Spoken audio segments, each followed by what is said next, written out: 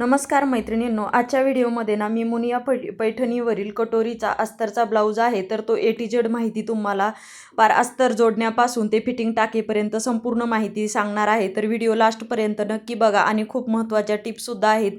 तर पहिल्यांदा मी बॅकनेक घेतलेला आहे, बघू शकता तुम्ही अस्तरचा, आणि जसा गळा आहे तशा पद्धतीने मी फक्त त्याला मार्क करून ते कटिंग करून घेतलं. अस्तर फक्त कटिंग करून घेतलेलं आहे. मेन फॅब्रिक अशाच पद्धतीनं ठेवलं.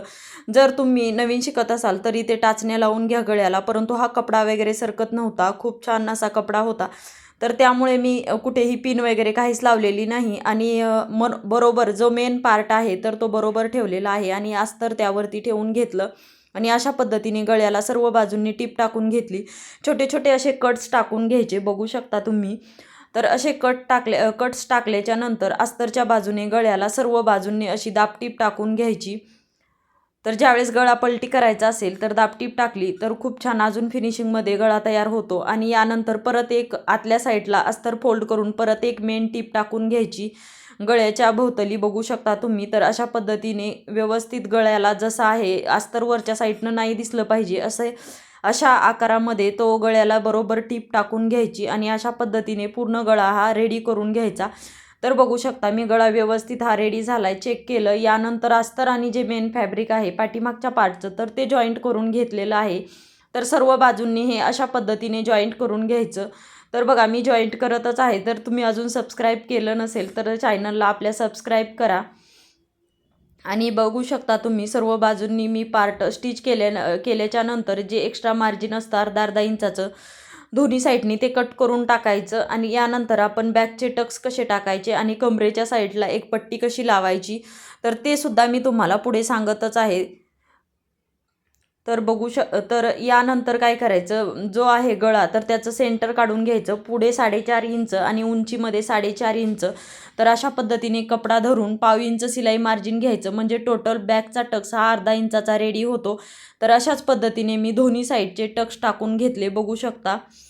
टक्स टाकल्याच्या नंतर खालच्या साईडला कमरेच्या साईडला एक लेवलमध्ये करून घ्यायचं. अशा पद्धतीची 1-1.5 इंचाची पट्टी घ्यायची. जॉईंट जरी केले तरीसुद्धा चालतात, जॉईंटच्या जरी पट्ट्या घेतल्या तरी चालतं. एक साईडने फोल्ड करून टीप टाकून घेतली. पुढे कमरेच्या तिथे जिथे टक्स आहे तिथे एक छोटी प्लेट घेऊन कमरेला 1/2 इंच सिलाई मार्जिन सोडून अशा पद्धतीने ही पट्टी जोडून घेतली. पट्टी जोडून घेतल्याच्या नंतर वरच्या साईडने परत पट्टीच्याच बाजूने दाबटीप टाकून घ्यायची आणि आतल्या साईडला एक कच्ची शिलाई टाकून घ्यायची. पूर्ण ब्लाऊज रेडी झाल्याच्या नंतर ही शिलाई उसवून आपण इथे हात शिलाई करून घ्यायची असते. अशा पद्धतीने हा बॅकनेक रेडी झाला, बघू शकता. उंचीमध्ये सुद्धा परफेक्ट झालेला आहे. यानंतर मी फ्रंट पार्ट घेतल्याच्या नंतर हे पार्ट बघा बरोबर ठेवलेले होते. तर दोन्ही साईडचं हुकलूकची बाजू आहे तर ती समोरासमोर येईल अशा पद्धतीने आधी फक्त 2 कटोरी ठेवून घेतल्या आणि त्या जॉईंट करून घ्यायच्या. अस्तर आणि मेन फॅब्रिकवरती दोन्ही साईडच्या कटोरी हा व्यवस्थित समोरासमोर आल्या पाहिजेत अशा पद्धतीने ठेवून त्या जोडून घ्यायच्या. आणि कटोरी आणि साईड पार्टसुद्धा अशाच पद्धतीने जी कटोरी जोडण्याचा पार्ट आहे तर हे उलटं ठेवून असे समोरासमोर आले पाहिजेत. अशा पद्धतीने यालासुद्धा आधी ठेवून पाहायचं, यानंतर स्टिच करायला घ्यायचं. आणि सर्व बाजूंनी 1/2 इंच सिलाई मार्जिन सोडायचं आणि अशा पद्धतीने अस्तर आणि जे मेन ब्लाऊज पीस असतं तर तो जॉईंट करून घ्यायचा. तर दोन्ही साईडचे साईड पार्ट जे आहे तर ती मी बरोबर अशाच पद्धतीने जॉईंट करून घेतले, बघू शकता. आणि जॉईंट केल्याच्या नंतर जे एक्स्ट्राचं मार्जिन असतं याचंसुद्धा कटिंग करून व्यवस्थित फिनिशिंगमध्ये रेडी करून घेतले. आणि रेडी केल्याच्या नंतर बघा आपण कटोरी आणि साईड पार्ट कशा पद्धतीने जोडायचे तर ते मी तुम्हाला दाखवते. तर ठेवून पाहायचं. ठेवून पाहिल्याच्या नंतर जो टक्सची रुंदी आहे तर ती मी 1 इंच घेतलेली आहे, तुम्ही आवडीनुसार पण घेऊ शकता. आणि उंचीमध्ये 2.25 अशा पद्धतीने मी टक्स रेडी केला. तर दुसऱ्या साईडचे सुद्धा आधी कटोरीला टक्स टाकून घेते, नंतरच मी कटोरी आणि साईड पार्ट जोडते, त्यामुळे कमी जास्त होत नाही पार्टमध्ये. तर अशा पद्धतीने जे खालच्या साईडला जे मार्जिन होतं तर ते कट करून टाकलं, कारण ब्लाऊज पीस हा खूप जाड होता. खालच्या साईडला खूप जाड आला असतं योगपट्टीच्या तिथं. आणि बघा अर्धा इंचाचं सिलाई मार्जिन सोडायचं. पहिल्या पार्टमध्ये साईड पार्ट वरून टाकला आणि दुसऱ्या पार्टमध्ये कटोरी वरून टाकली. यानंतर जॉईंट करून घेतल्याच्या नंतर खालच्या साईडने एक लेवलमध्ये कटिंग करून घ्यायचं आणि याला डबल टिप टाकून घ्यायची. यानंतर योगपट्टी बघा, योगपट्टीचा मेन पार्ट वरच्या बाजूने उलटा ठेवला आणि अस्तरचा पार्ट जो आहे तर ते खालच्या बाजूला ठेवला. तर अस्तरचा जे योगपट्टीचा जो कपडा होता अस्तरचा तर तुम्ही दुसरा ब्लाऊज पीस यूज केला होता, कमी पडत होता तर त्यामुळे तर अशा पद्धतीने बघू शकता कटोरी आणि ते तिन्ही पार्ट पकडून मी टीप टाकून घेतली. टीप टाकल्याच्या नंतर एकदा उंचीमध्ये चेक करायचं, डबल एक टीप टाकायची आणि जो कटोरीन साईड पार्ट आहे पूर्णपणे आतमध्ये फोल्ड करायचा. त्याच्यामध्ये शिलाई आली नाही पाहिजे ही काळजी घ्यायची आणि अशा पद्धतीने बाहेर काढून मग वरतून एक दाबटीप टाकून घ्यायची. अशाच पद्धतीने मी दुसऱ्या साईडचा सुद्धा साईड पार्ट असाच रेडी केलेला आहे. तर दुसऱ्या साईडची पण आपण जी योकपट्टी आहे तर ती अशीच जोडून घ्यायची आणि बघू शकता दोन्ही पार्ट मी रेडी केले. तर दोन्ही पार्ट रेडी झाल्याच्या नंतर एकावरती एक ठेवून बघायचे, उंचीमध्ये कमी जास्त वगैरे झाले नाहीत. तर प्रत्येक वेळेस कमी जास्त होत असते, व्यवस्थित असे कटिंग करून घ्यायचे आणि वरतून दाबटीप टाकली तरीसुद्धा चालेल. याला काजे बटन पट्टी लावणार आहे, त्यामुळे एका साईडची जी आहे तर मेन ब्लाऊज पीस लावून मी 2 इंचाची पट्टी काढून घेतलेली होती. फक्त उलटं करायचं. आपण काजे बटन पट्टीला कशा पद्धतीनं करतो बघा, काजेला जी आहे तर ती आपण काजे जी आहेत ती आतल्या साईडने पट्टी असते, परंतु यामध्ये फक्त उलटं करून घ्यायचं, कारण इथे कॅमेरा थोडासा हल्ल्यामुळे मशीनकडे टीप दिसत नाही. अशा पद्धतीने गुंड्यांचा जो पार्ट आहे म्हणजे बटन बसवण्याची जी पट्टी आहे ती उजव्या हाताला बसवायची आणि ती वरून आली पाहिजे. एक्स्ट्राची पट्टी ही बटन पट्टीला आली पाहिजे आणि जी आयपट्टी आहे तर ती आतल्या साईडला फोल्ड करायची, ती डाव्या बाजूला आली पाहिजे. अशा पद्धतीने फक्त रेडी करून मी बटन आणि काजे बटन पट्टी ही बसवून घेतलेली आहे आणि अशा पद्धतीने दोन्ही साईडचे जी बटन आणि आयची पट्टी आहे तर ती मी जोडून पार्ट रेडी करून घेतले. बघू शकता तुम्ही अशाच पद्धतीने दोन्ही पार्ट मी रेडी केल्याच्या नंतर बघा जी एक्स्ट्राची वाढीव पट्टी जी आपण बटनासाठी झालेली होती तिथून फक्त सोडून दिलं आणि गळ्याच्या तिथे एक लेवलमध्ये ठेवून अशा पद्धतीने चेक करून जर कमी जास्त झाला असेल गळ्यामध्ये किंवा ह्या दोन्ही पार्टमध्ये कमी जास्तपणा झाला असेल तर तो फक्त व्यवस्थित कटिंग करून घ्यायचा आणि जर शिलाई निघलेली असेल ते तिथे टीप टाकून घ्यायची. सर्व बाजूंनी व्यवस्थित दोरे वगैरे मी कटिंग करून घेतले आणि यानंतर बघा ब्लाऊजची उंची 13.5 इंच होती तर आणि पुढचा गळा हा जसा होता 6.5 इंच, तर तशा पद्धतीने मी मार्किंग करून घेतलं आणि एक पट्टी मेन जो हा पैठणीचा जो ब्लाऊज पीस आहे त्याची जी एक क्रॉसमध्ये पट्टी काढून घेतली 1 इंचाची, एका साईडने फोल्ड केली आणि यावरती बघा 1/2 इंच शिलाई मार्जिन सोडून एक सिंगलमध्ये पट्टी लावून घेतली. परत आतल्या साईडला कट केलं व्यवस्थित, तिथे कट दिले आणि आतल्या साईडला पायपिंग करून घेतलेली आहे छोटीशी पुढच्या गळ्याला. अशाच पद्धतीने दुसऱ्या साईडचा सुद्धा गळ्याला मी गोट टाकून घेतला आणि हा सुद्धा गळा रेडी करून घेतला. असे दोन्हीही पुढचे पार्ट फिनिशिंगमध्ये आपले रेडी झाले आणि पाठीमागचा सुद्धा पार्ट रेडी झाला. बघू शकता तुम्ही किती सुंदर असे पार्ट आपले रेडी झाले आहेत आणि हा सुद्धा पार्ट मी तसाच रेडी करून घेतला. तर पार्ट रेडी झाल्याच्या नंतर पाठीमागील पार्ट जो आहे तर तो मी घेतलेला आहे आणि तो बरोबर 13.5 उंची जी होती तर तशा पद्धतीने मार्किंग करून घेतलं. पुढच्या साईडला सुद्धा 13.5 वरती मार्किंग करून घेतलं आणि थोडासा क्रॉसमध्ये अशा पद्धतीने खालच्या साईडला कमरेच्या साईडला एक लेवलमध्ये करून घ्यायचं, जेणेकरून कमी जास्त होत नाही.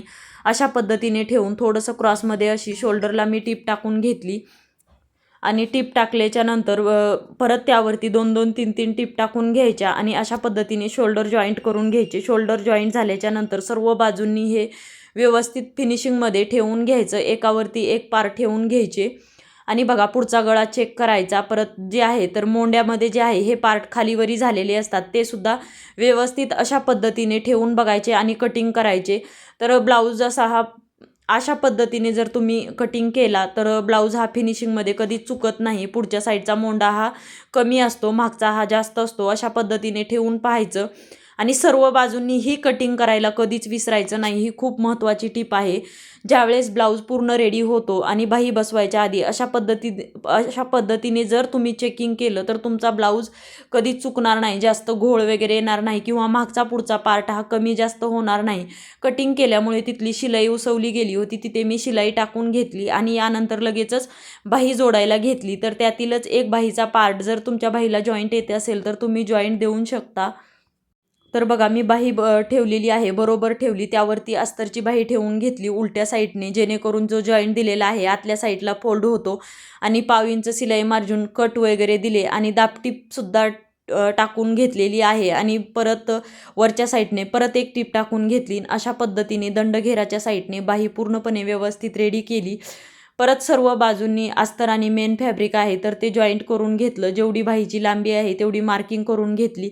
अशाच पद्धतीने दुसरीसुद्धा बाही रेडी करून घ्यायची आणि जे एक्स्ट्राचा वाढीव जो आहे कपडा तर तो कट करून टाकला व्यवस्थितपणे असा आणि लगेचच बाही घेतलेली बघू शकता तुम्ही. मी बाही जी आहे तर जेवढी आहे सेंटर काढून कट करून घेतली. गळ्याची शोल्डर पट्टी जेवढी आहे 2.25 इंच त्यावरती मार्किंग केलं. बाहीची लांबी होती तर ती 8.5 इंचाची होती. तर अशा पद्धतीने सेंटरमधनं कधीही बाही जोडायला घ्यायची, जेणेकरून कमी जास्त जरी झाली तरी खालच्या साईडला कमी जास्त होते. त्यामुळे कधीही बाही जी आहे तर ती शोल्डरपासूनच जोडायची असते. तर अशा पद्धतीने मी बाही जोडून घेतली. बरोबर आली का चेक केलं. अशाच पद्धतीने दोन्ही बाही मी बसून याला डबल टिप टाकून अशा पद्धतीने मी ह्या बाही दोन्ही साईडच्या रेडी केल्या. यानंतर फिटिंग टाकण्याच्या आधी बघू शकता तुम्ही काय करायचं. तर त्याआधी व्हिडिओला लाईक केलं नसेल तर व्हिडिओला लाईक नक्की करा. यानंतर बरोबरच्या बाजूने मागचा आणि पुढचा दोन्ही पार्ट बरोबरच्या बाजूने अशा पद्धतीने दोन्ही साईडने जॉईंट करून घ्यायचे आणि जे एक्स्ट्रा जर थोडं जे असतं तर ते व्यवस्थित दोरे वगैरे कटिंग करून घ्यायचे. आणि दुसऱ्या साईडचं सुद्धा अशाच पद्धतीने एकावरती एक ठेवून उजव्या बाजूने म्हणजे बरोबर साईडनेच अशा पद्धतीने हे जोडून घ्यायचे आणि परत आतल्या साईडला फोल्ड करून एक दाबटीप टाकून घ्यायची. तर तुमच्याकडे ओव्हरलॉकची मशीन असेल तर अशा पद्धतीनं नाही केलं तरीसुद्धा चालतं, परंतु मी अशाच पद्धतीने फोल्ड करून आतल्या साईडला दाबटीप टाकून घेत असते. यामुळे ब्लाऊजला पण फिनिशिंग छान येते आणि व्यवस्थित सुद्धा ब्लाऊज दिसतो. तर अशा पद्धतीने आतल्या साईडला मी दोन्ही साईडने दाबटीप टाकून घेतली आणि यानंतर ब्लाऊजची फिटिंग कशी टाकायची तर ते मी तुम्हाला सांगते. तर कमरेच्या साईडला ना कधीही पूर्ण कंबर मोजायची. तर या मापामध्ये 32.5 एवढी कंबर होती. परत डबल फोल्ड करायचं आणि परत एक फोल्ड करायचं. अशा पद्धतीने 4 फोल्ड केले तर 1.25 इंच आपल्याला मार्किंग भेटलेलं आहे. तर तेवढंच मार्किंग करून घ्यायचं. दंडघेरा हा 5.5चा होता. मोंडा हा याचा जो फिटिंगचा मोंडा होता तर तो 7.5चा होता आणि गळा जो आहे तर 9.25मध्ये जो छातीचा भाग आहे तर तो 9.25 होता. तशा पद्धतीने मी मार्किंग करून घेतलं. कमरेच्या साईडला 1.25 घेतलं आणि बघू शकता ह्या सर्व तिन्ही मार्किंग जे आहे तर एक लेवलमध्ये सरळमध्ये रेष आखून घेतल्या आणि अशा पद्धतीने यावरती फिटिंगची टीप टाकून घेतली. फिटिंगची टीप टाकल्याच्या नंतर लगेचच दुसरी टीप त्या शेजारी टाकायची. अशा 2-2, 3-3 टीप टाकून घ्यायच्या. अशाच पद्धतीने दुसऱ्या साईडला सुद्धा मी फिटिंग करून घेतलेली आहे. हीच प्रोसिजर वापरायची जसं आपण घेतलेला आहे. बाहीचा दंडघेर घ्यायचा, मोंडा घ्यायचा फिटिंगचा आणि जो पूर्ण ब्लाऊज अशा पद्धतीने बघू शकता तुम्ही. कटोरीचा ब्लाऊज आपला मुनिया पैठणीवरील अस्तरचा ब्लाऊज रेडी झालेला आहे. तर तुम्हाला व्हिडिओ कसा वाटला हे नक्की कमेंट करून सांगा. व्हिडिओला लाईक करा, शेअर करा आणि सबस्क्राईब करा. चलो बाय, टेक केअर.